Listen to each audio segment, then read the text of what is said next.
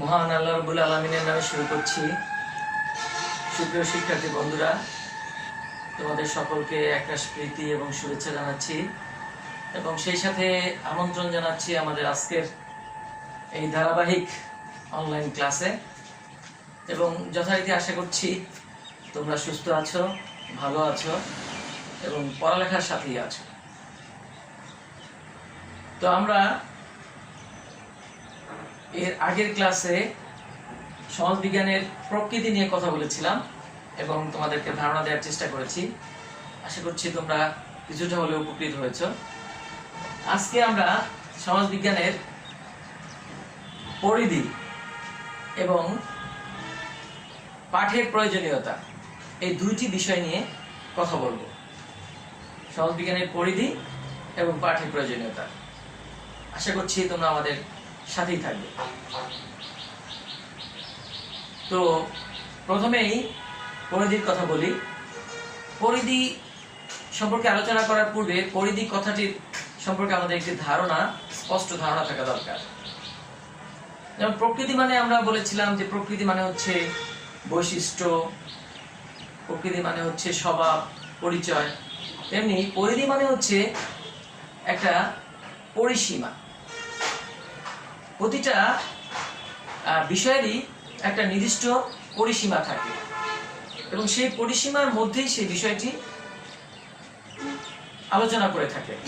That means ওই বিষয়ের আলোচ্য সূচি, আমরা যদি আরো সহজ করে বলি তাহলে বলতে পারি যে প্রতিটা বিষয়ের একটি নির্দিষ্ট আলোচ্য সূচি আছে এবং সেই আলোচ্য সূচির বাইরে সেই বিষয়গুলি আলোচনা সাধারণত করে না।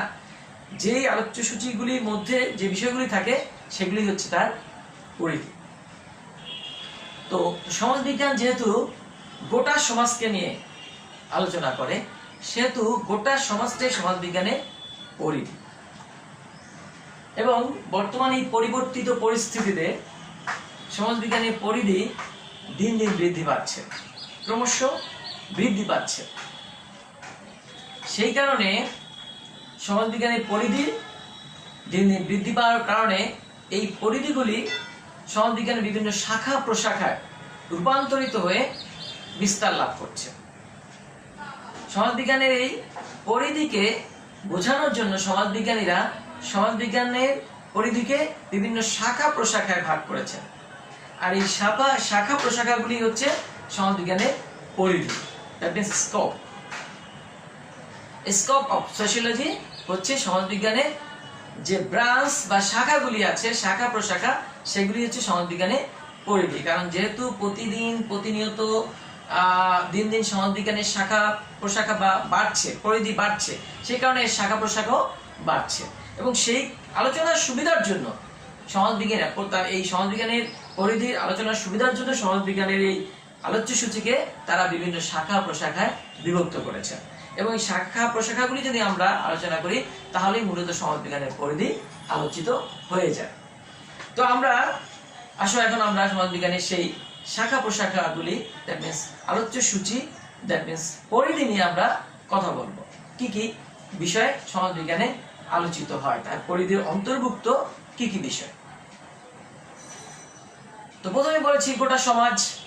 তার মানে সমাজবিজ্ঞানের মধ্যে সমাজের এমন কোনো বিষয় নেই যেটা সমাজবিজ্ঞানে আলোচিত হয় না। যেমন ধরো অর্থনীতি। অর্থনীতির আলোচ্য সূচি কি? অর্থনীতির আলোচ্য সূচি হচ্ছে আর্থিক প্রতিষ্ঠান সমূহ, যেমন ব্যাংক, বীমা, লিজিং কোম্পানি, এই ধরনের ইত্যাদি সব জিনিস। আর্থিক যেসব প্রতিষ্ঠান, আর্থিক কার্যাবলী এবং রাষ্ট্রের সাথে আর্থিক জনগণের প্রতিদিনের জীবনযাত্রা, রাষ্ট্রীয় ব্যয় নির্বাহ, সকল কিছুর সাথে যে আর্থিক সংযোগ, সেটাই আলোচ্য সূচি হচ্ছে অর্থনীতি।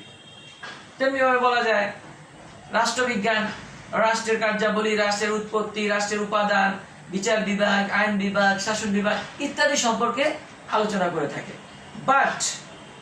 বাট সমাজবিজ্ঞানের আলোচ্য সূচির মধ্যে গোটা সমাজ, কি অর্থনীতি, কি রাষ্ট্রবিজ্ঞান, কি মনোবিজ্ঞান, কি সমরবিজ্ঞান, কি অপরাধ বিজ্ঞান, কি সাহিত্য, কি শিল্প, এমন সমাজের যে বিষয়গুলি আমরা সামাজিকভাবে লালন পালন করি সেই সকল বিষয়ে সমাজ বিজ্ঞানে পরিধিভুক্ত।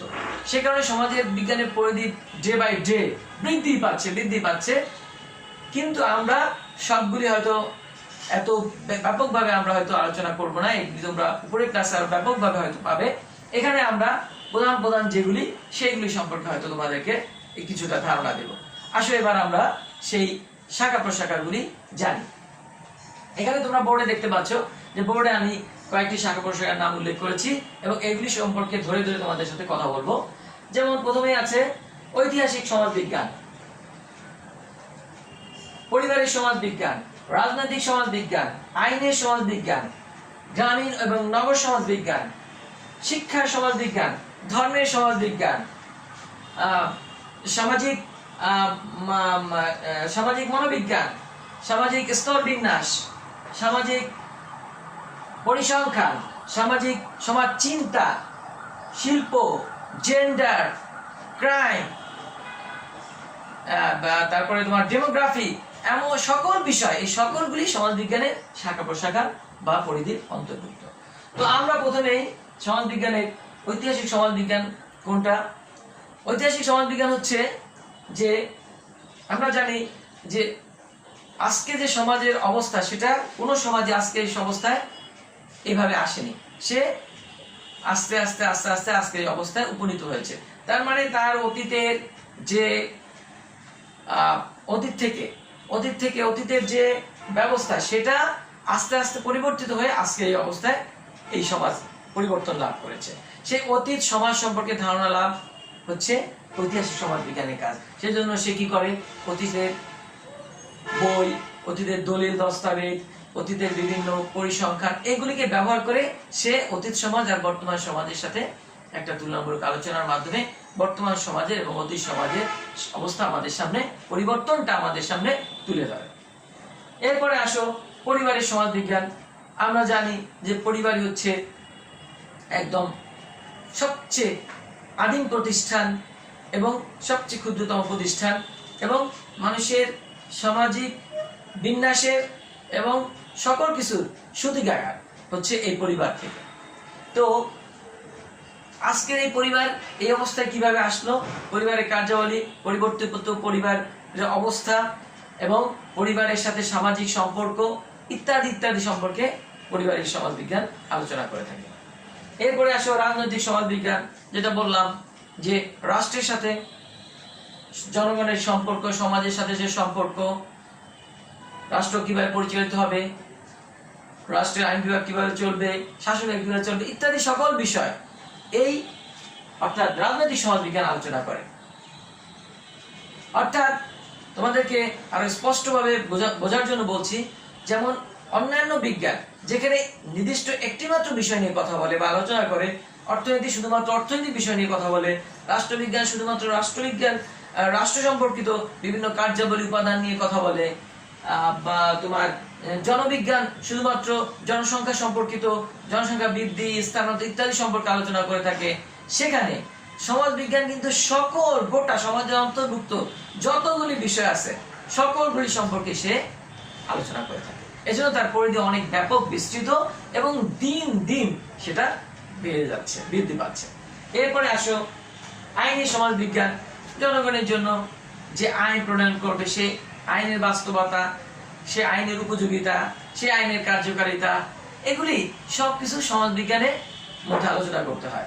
আজকে আমরা একটু একেবারে এই মুহূর্তে বার্নিং একটা ইস্যুর কথা যদি আমরা বলি, যে আজকে আমাদের ছাত্রছাত্রীরা সহ সকল দেশের নাগরিক আজকে রাজপথে নেমেছে ধর্ষণের বিরুদ্ধে, এবং সেই ধর্ষণের বিরুদ্ধে নামার ফলে কি হয়েছে, সেখানে আমরা দেখছি যে আগের যে আইনটি, সে আইনটি পরিবর্তিত হয়েছে এবং পরিবর্তিত হয়ে আজকে নতুন আইন সেই দিন ক্যাবিনেটে পাশ হয়েছে। এবং সেই ক্যাবিনেটে কি পাশ হয়েছে আইন, যে ধর্ষকদের এখন থেকে তাদের সর্বোচ্চ শাস্তি হবে মৃত্যুদণ্ড। তাহলে আগে কিন্তু সেটি ছিল না, আগে ছিল মাত্র কয়েক বছরের তার কারাদণ্ড। এখন এই যে সামাজিক চাপের কারণে, জনমতের কারণে এবং জনগণের চাহিদার কারণে এই যে আইনের পরিবর্তন, আইনের সংস্কার এবং আইনের উপযোগিতা, কখন কোন আইনটা প্রয়োজন, এই সমস্ত কিছু আলোচনা করে কে সামাজিক আইন বিজ্ঞান, আইনের বিজ্ঞান, আইনের সমাজ বিজ্ঞান। এরপর গ্রামীণ এবং নগর সমাজ। আমাদের গ্রামীণ সমাজের স্তর বিন্যাস আর নগর সমাজের স্তর বিন্যাস একরকম নয়। গ্রামীণ সমাজের ক্ষমতা কাঠামো নগর সমাজের ক্ষমতা কাঠামো একরকম নয়। গ্রামীণ সমাজের অর্থনৈতিক উৎস নগর সমাজের অর্থনৈতিক উৎস একরকম নয়। গ্রামীণ জীবনের মানুষের কালচার, কৃষ্টি, রীতিনীতি, আচার আচরণ, প্রথা, প্রতিষ্ঠান, এই সকল কিছুর সাথে কিছু না কিছু, জনসংখ্যা বৃদ্ধি, শিক্ষার হার, পেশা, সকল কিছুর সাথে কিছু না কিছু পার্থক্য আছে নগর এবং গ্রামের সাথে। সেটা নিয়ে সমাজবিজ্ঞানের যে শাখা আলোচনা করে সেটি হচ্ছে গ্রামীণ এবং নগর সমাজবিজ্ঞান। এই সবগুলি কিন্তু একটা শাখা। আইনের সমাজবিজ্ঞান একটা শাখা, নগর এবং গ্রামীণ সমাজবিজ্ঞান একটা শাখা, রাজনৈতিক সমাজবিজ্ঞান একটা শাখা। এরপরে আসো শিক্ষা সমাজবিজ্ঞান। আমাদের এই শিক্ষা ব্যবস্থাটা এটা কিরকম হবে, এটা যুগ উপযোগী হওয়ার জন্য এটা কি করা দরকার, শিক্ষার নীতিমালা প্রণয়নের জন্য কি করা দরকার, নীতিমালা কিরকম হবে, শিক্ষা ক্রমটা কিরকম হবে, সিলেবাসটা কিরকম হবে, এই সমস্ত কিছু।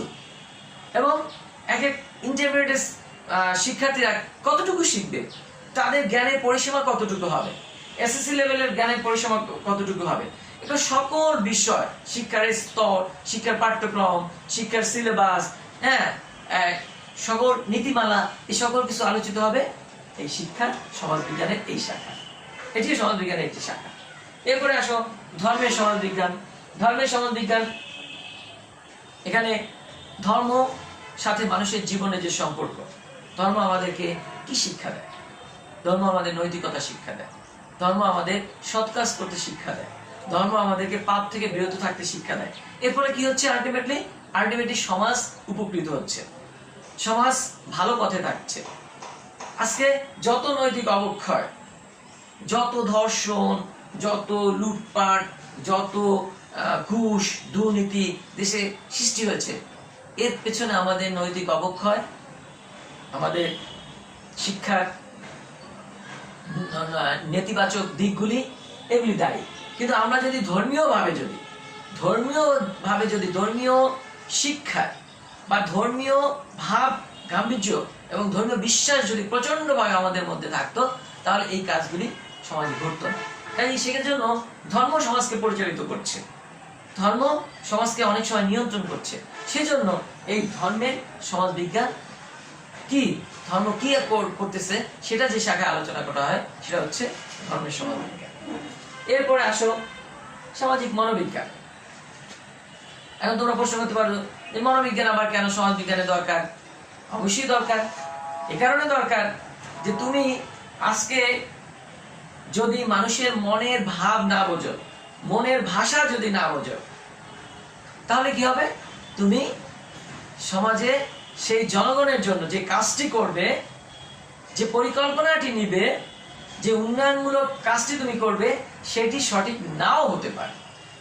আর যদি তুমি তাদের মনের ভাষা বুঝে, তাদের মনোভাব অনুযায়ী সেই কাজটি, পরিকল্পনাটি করো, তাহলে সেটি সমাজের জন্য যথাযথ হবে।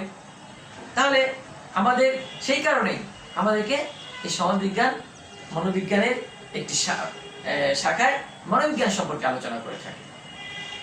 কারণ মনের ভাষা যদি না বোঝে, যে কবি বলে না যে মনের ভাষা না বুঝলে কোনো কিছুই আর বোঝা যায় না। আমরা ছেলেরা মেয়েদের মনের ভাষা বুঝতে চাই, মেয়েরা ছেলেদের মনের ভাষা বুঝতে চাই, এবং সে ভাষা বুঝে তারপরে তাদের সাথে আমাদের ইন্টারাকশন ঘটে। সুতরাং এইখানেও মনের ভাষা একটা বিশাল বিষয়। ঠিক তেমনি ভাবে মনোবিজ্ঞান এই কারণেই সমাজবিজ্ঞানের একটি শাখা। এরপরে আসো সামাজিক জনবিজ্ঞান, সোশ্যাল ডেমোগ্রাফি। এটা সামাজিক জনবিজ্ঞানটা হচ্ছে অর্থাৎ পপুলেশন সংক্রান্ত, জনসংখ্যা সংক্রান্ত। জনসংখ্যা, বাংলাদেশে এখন যে জনসংখ্যা বেশি, এই জনসংখ্যা বন্টন, এই জনসংখ্যার বিন্যাস, এই জনসংখ্যা কত হলে ঠিক হতো, এই জনসংখ্যার স্থানান্তর, সকল কিছু এই বিজ্ঞানে আলোচনা করা হয়। দ্যাট মিনস জনসংখ্যার সাথে মিল রেখে আমাদের সামাজিক যে বিভিন্ন পরিকল্পনা, উন্নয়নমূলক কাজ বা সমাজের অন্যান্য যে প্রতিষ্ঠানগুলি, সেগুলিকে আমাদের সাজাতে হয়। বাংলাদেশ একটি জনবহুল রাষ্ট্র, সেখানে বাংলাদেশের যেভাবে একটা প্রোগ্রাম গভর্নমেন্ট থেকে থ্রো করা হয় একটি কম পপুলেশনের কান্ট্রিতে সেটি করা হয় না।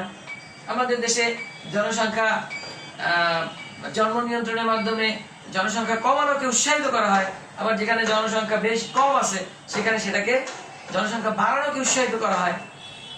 সো এইটাও নির্ভর করে, এটা ওই জনসংখ্যার উপরে এই পলিসিটা নির্ভর করে। সেই জন্য আমাদের সমাজবিজ্ঞান জনবিজ্ঞান ও সমাজবিজ্ঞানের একটা শাখা এখানে আলোচনা করা হয়। এরপরে আসো পরিসংখ্যান। পরিসংখ্যান কি করে? পরিসংখ্যান আমরা জানি যে পরিসংখ্যান কোনো কিছুকে কি করে, সংখ্যাতাত্ত্বিকভাবে উপস্থাপন করে। সংখ্যাতাত্ত্বিকভাবে উপস্থাপন করার মাধ্যমে একটা মতামত প্রকাশ করে। আমি যদি বলি যে আমাদের এই ক্লাসে 100 জন ছাত্রছাত্রীর মধ্যে 80 জন ছাত্রছাত্রী উপস্থিত থাকে, তাহলে এখানে বেশিরভাগ উপস্থিত থাকে, তার মানে এটা একটা ভালো দিক। আবার যদি বলি যে আমাদের ক্লাসে 100 জন ছাত্রছাত্রীর মধ্যে 20 জন উপস্থিত থাকে, তাহলে এটা একটা নেগেটিভ কথা বোঝালো। তার মানে সে সংখ্যা দ্বারা কিন্তু পজিটিভ এবং নেগেটিভ দুটিকে ইন্ডিকেট করে। সেই জন্য পরিসংখ্যান আমাদের কি করে, আমাদের এই যে তথ্য উপাত্ত এবং কোনো ডাটা অ্যানালাইসিস করে আমাদেরকে কোনো পরিকল্পনা সাজাতে হয়।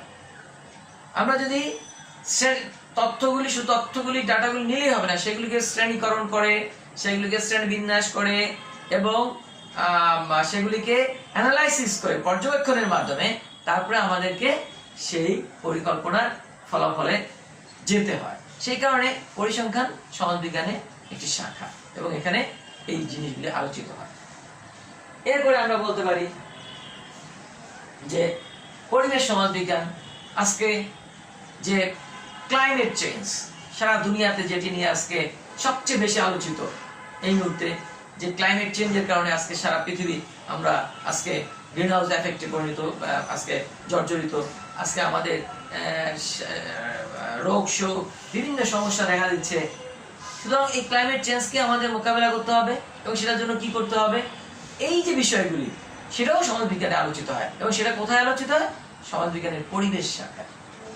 এরপরে আসো শিল্প ও সাহিত্য, এটাও সমাজবিজ্ঞানে আলোচিত হয়।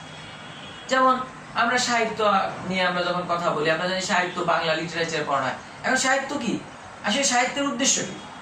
একজন গল্পকার একটা গল্প লেখেন বা একটা প্রযোজক একটা সিনেমা তৈরি করেন, এখন সেটার উদ্দেশ্য কি? একটা সিনেমার মেসেজ কি? একটা সিনেমার বা একটা নাটকের মেসেজটা কি? সেই মেসেজটা হচ্ছে যে আমরা যখন দেখি যে শেষ মুহূর্তে যে একদম সিনেমার শেষ সিনে যে আমরা দেখি যে সবসময় নায়ক জিতে যায় আর যে ভিলেন থাকে তার পরাজয় হয়, সে মার খায়। এর মানে কি? This is the message.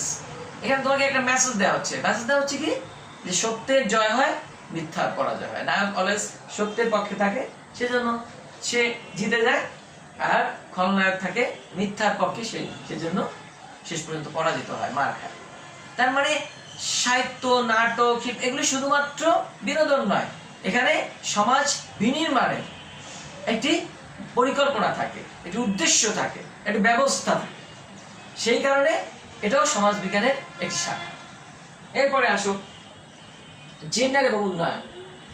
Gender এই মুহূর্তে আমাদের এই সমাজবিজ্ঞানের খুব একটি ইম্পর্টেন্ট কনসেপ্ট, যে জেন্ডার। আসলে জেন্ডার বলতে আমরা যেটাকে বুঝে থাকি সে হচ্ছে নারী পুরুষের মধ্যে যে সামাজিক বৈষম্য, সেইটিকে বোঝানোর জন্য এই কনসেপ্টটিকে ব্যবহার করা হয়। সমাজ কর্তৃক নারী পুরুষকে যে বিভাজন করে রাখা, যে বৈষম্যের শিকার হওয়া, সেটাই। এবং সেজন্য আমরা দেখছি যে সরকার এখন জেন্ডার উন্নয়নের মাধ্যমে সরকার কি করছে, নারীদেরকে এগিয়ে নিয়ে যাচ্ছে। আজকে সেপর যে তোমাদের ইন্টারমিডিয়েটে এখানে যে তোমরা যে উপবৃত্তি পাচ্ছ, সেখানে কিন্তু মেয়েদের পার্সেন্টেজ বেশি উপবৃত্তিতে, ছেলেদের পার্সেন্টেজ অনেক কম। ছেলেরা 10% মাত্র আর মেয়েরা 16%। তার মানে কি, এখানে সামাজিক মেয়েদেরকে যেহেতু পড়ালেখায় আগায় নেওয়ার জন্য তাদেরকে পড়ালেখায় আরো উৎসাহিত করার জন্য সরকার এটি একটি প্রণোদনা দিচ্ছে, এবং এর ফলে তারা আরো বেশি লেখাপড়ায় উৎসাহিত হচ্ছে, যেহেতু তারা পিছিয়ে আছে। হ্যাঁ, এখানে এইভাবে জেন্ডার উন্নয়ন করা হচ্ছে। এই যে বিষয়ে সমাজে যে এই সমতা আনার জন্য এই যে কাজগুলি করা দরকার, এটাও সমাজ বিজ্ঞানের এক পরিধিভুক্ত একটি শাখা। এইভাবে অপরাধ বিজ্ঞান, তো এইভাবে মোটামুটি এগুলি হচ্ছে আমাদের সামাজিক বিজ্ঞানের পরিধি। আর প্রয়োজনীয়তার কথা সংক্ষেপে তোমাদেরকে বলে যাই, কিন্তু আজকে খুব বেশি সময় হাতে নেই। সমাজ বিজ্ঞান পাঠের প্রয়োজনীয়তা অনেক গুরুত্বপূর্ণ একটি বিষয়। প্রতিটা বিষয়েরই পাঠের একটা প্রয়োজনীয়তা থাকে, এবং সেই বিষয়টি কেন আমরা পাঠ করতেছি সেই পাঠের প্রয়োজনীয়তার মাধ্যমে আমরা সেটি জানতে পারি, আমাদের কেন এই বিষয়টি পাঠ করা দরকার। তো সমাজ বিজ্ঞান কেন পাঠ করা দরকার, প্রয়োজনীয়তাটা কি?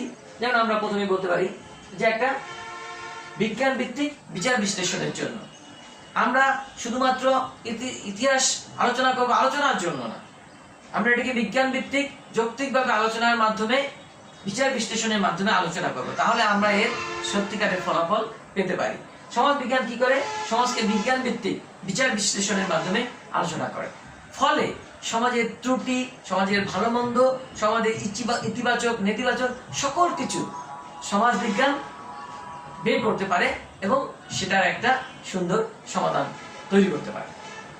এরপরে সমাজের দায়িত্ব কর্তব্য জানতে পারে। সমাজ বিজ্ঞান পাঠের মাধ্যমে কি করতে পারে? সমাজের দায়িত্ব কর্তব্য। আমরা সমাজে বসবাস করি, আমাদের সমাজে কি দায়িত্ব, কি কর্তব্য, আমরা সমাজের বিভিন্ন রাষ্ট্র থেকে বিভিন্ন সুবিধা নেই, আমার রাষ্ট্রের প্রতি কি দায়িত্ব, আমি রাষ্ট্রের প্রতি কি দায়িত্ব পালন করব। এই যে আমরা ট্যাক্স দিচ্ছি, আমরা রাষ্ট্রের প্রতি দায়িত্ব পালন করছি, আমরা ভোট দিচ্ছি, আমরা রাষ্ট্রের প্রতি দায়িত্ব পালন করছি। আবার রাষ্ট্র আমাকে কত অধিকার দিচ্ছে। আজকে তুমি পড়ালেখা করছো, তোমার উপবৃত্তি পাচ্ছ, তুমি এই যে পড়ালেখার বেতন দিচ্ছ, যদি সরকার যদি এখানে যদি ইনসেন্টিভ না দিত, তাহলে তোমার এই পড়ার জন্য তোমাকে হয়তো এর চেয়ে অনেক বেশি খরচ করতে হতো। সরকার এখানে শিক্ষকদের বেতন দিচ্ছে, এই বিদ্যালয়ের অবকাঠামো নির্মাণ করে দিচ্ছে। তার মানে কি? মানে হচ্ছে এই সরকার আমি এখন যদি আমাকে কেউ আঘাত করে, আমি পুলিশের কাছে যাই, পুলিশ সেই যে আঘাত করে তাকে ধরে, সেখানে আমাকে নিরাপত্তা দিচ্ছে। এরকম প্রত্যেকটা কাজ রাষ্ট্র সমাজ আমাদের করছে, আমরা আবার সমাজের দায়িত্ব পালন করছি। এভাবে দায়িত্ব এবং কর্তব্য কি সমাজের প্রতি, আমরা সেটা এই সমাজ বিজ্ঞান পাঠের মাধ্যমে বুঝতে পারি, জানতে পারি। সমাজ সম্পর্কে জানতে হবে। আমাদের যে সমাজটা, এই সমাজটা, আমাদের সমাজ সম্পর্কে যদি আমাদের জানতে হয়, তাহলে আমাদের সমাজ বিজ্ঞান পাঠ করতে হবে। আমাদের যদি এই সমাজের দুনিয়ার সমাজ, অন্যান্য সমাজ সম্পর্কে জানতে হয়, আমাদেরকে সমাজ বিজ্ঞান পাঠ করতে হবে। এবং আমাদের সমাজটা সম্পর্কে যদি আমরা না জানতে পারি, তাহলে আমাদের যে শিক্ষার মৌলিক যে উদ্দেশ্য, সেটি ব্যর্থ হবে। সেই কারণে সমাজ বিজ্ঞান আমাদেরকে সেই জ্ঞানটি আমাদেরকে দান করে। এরপরে কি? সামাজিক প্রতিষ্ঠান সম্পর্কে আমরা জানতে পারবো। সমাজ বিজ্ঞান আমাদের কি করে? সমাজের যে বিভিন্ন প্রতিষ্ঠানগুলি আছে, সমাজ মানে তো বিভিন্ন প্রতিষ্ঠানের সমন্বয় সমাজটা। সমাজের যে প্রতিষ্ঠানগুলি আছে, রাজনৈতিক প্রতিষ্ঠান, ধর্মীয় প্রতিষ্ঠান, সাংস্কৃতিক প্রতিষ্ঠান, আর্থিক প্রতিষ্ঠান, যত ধরনের প্রতিষ্ঠান আছে, এই সকল প্রতিষ্ঠান সম্পর্কে আমরা সমাজ বিজ্ঞান পাঠের মাধ্যমে জানতে পারি। উন্নয়ন পরিকল্পনা, আজকে সরকার যে উন্নয়ন করছে, সেই উন্নয়ন পরিকল্পনাগুলি আমরা জানতে পারি এই সমাজ বিজ্ঞান পাঠের মাধ্যমে। কারণ আমাদের যে উন্নয়ন পরিকল্পনাগুলি, সেই উন্নয়ন পরিকল্পনাগুলি আমাদেরকে যথাযথভাবে বাস্তবায়ন করার জন্য এবং সেটাকে যথাযথভাবে পরিকল্পনা গ্রহণ করার জন্য আমাদেরকে সমাজ বিজ্ঞানের প্রতি, সমাজ বিজ্ঞানের কাছে দ্বারস্থ হতে হয়। সমাজ বিজ্ঞান আমাদেরকে সেই জ্ঞানটা দান করে। এবং সামাজিক এবং প্রাকৃতিক পরিবেশ, সমাজ বিজ্ঞান শুধু সামাজিক পরিবেশ নিয়ে কথা বলে না, আমাদের যে প্রাকৃতিক পরিবেশ, আমরা একটু আগে যে ক্লাইমেট চেঞ্জের কথা বলেছিলাম, সেটির কারণে সমাজ প্রভাবিত হয়, সমাজের মানুষের উপরে প্রভাব বিস্তার করে, পরিবেশের উপরে প্রভাব বিস্তার করে। সেই কারণে সমাজ বিজ্ঞান পাঠের মাধ্যমে আমরা সামাজিক এবং প্রাকৃতিক পরিবেশ সম্পর্কে ধারণা লাভ করতে পারি।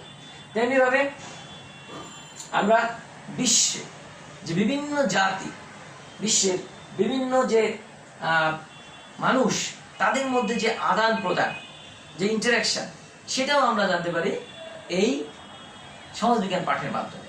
আমাদের বাঙালি জাতির সাথে ইউরোপিয়ানদের কিরকম ভাবে সম্পর্ক, কিরকম পার্থক্য, আমাদের বাঙালিদের সাথে আমেরিকানদের কিরকম পার্থক্য, তাদের আচার আচরণ, তাদের রীতিনীতির সাথে আমাদের কিরকম মিলে, কিরকম মেলে না, এই যে তাদের সাথে এই যে আমাদের যে ভাবের আদান প্রদান, ভাবের বিনিময়, মতের বিনিময় এবং কৃষ্টি কালচারের বিনিময়, ইন্টারাকশন, এই সকল কিছু আমরা জানতে পারি, বা আমাদের জানার জন্য আমাদেরকে সমাজ বিজ্ঞান পাঠ করতে হবে।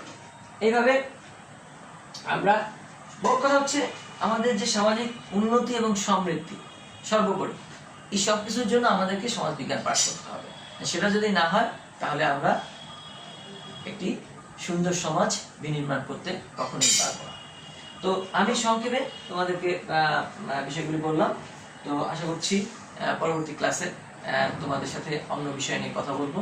সেই পর্যন্ত তোমরা সবাই ভালো থাকো, সুন্দর থাকো, প্রতিনিয়ত তোমরা এই কোভিড থেকে আল্লাহ রাব্বুল আলামিন তোমাদেরকে দূরে রাখো। আল্লাহ হাফেজ। আসসালামু আলাইকুম।